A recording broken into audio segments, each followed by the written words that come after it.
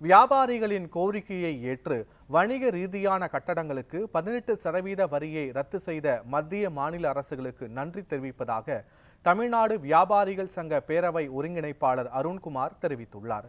சென்னை பத்திரிகையாளர் மன்றத்தில் பேட்டியளித்த அவர், மத்திய அரசு கார்ப்பரேட் நிறுவனங்களுக்கு மட்டும் துணை போகாமல் சாதாரண வியாபாரிகளுக்கும் உதவ வேண்டும் என்ற கோரிக்கை விடுத்தார். வணிக ரீதியான கட்டிடங்களுக்கு 18% வரி விதிப்பை ரத்து செய்த மத்திய மாநில அரசுகளுக்கும் அவர் நன்றி தெரிவித்தார்.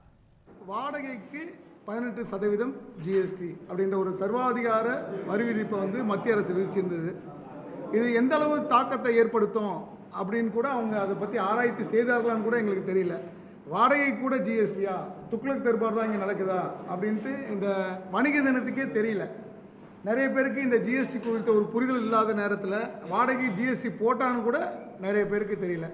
அப்போ எங்களுடைய பேரவை சார்பாக இதை முதல்ல நம்ம கையில் எடுத்து முதல் கைது நாங்கள் ஜிஎஸ்டி அலுவலகத்தை முற்றுகையிட்டு கைதானோம். முதல்ல ஒரு ஆர்ப்பாட்டம் திருப்பூரில் பண்ணோம்.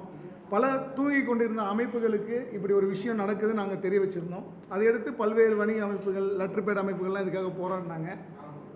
மத்திய அரசுக்கு முதல் முறையாக இந்த கோரிக்கை அவங்க காதில் கேட்டிருக்கு. அதனால் அந்த ஜிஎஸ்டியை ரத்து செய்கிறதா ஒரு அறிவிப்பு வெளியிட்டிருக்காங்க. அதற்கு தமிழக அரசு ஒரு மிகப்பெரிய அழுத்தத்தை கொடுத்தது அப்படின்னும் தெரிவிச்சிருக்காங்க. அதற்காக மதிப்பிற்குரிய முதல்வர் ஸ்டாலின் அவர்களுக்கும், நிதி அமைச்சர் நிர்மலா சீதாராமன் அவர்களுக்கும், மதிப்பிற்குரிய பிரதமர் மோடி அவர்களுக்கும் நம்ம ஒரு நன்றியை தெரிவிச்சிருக்கோம்.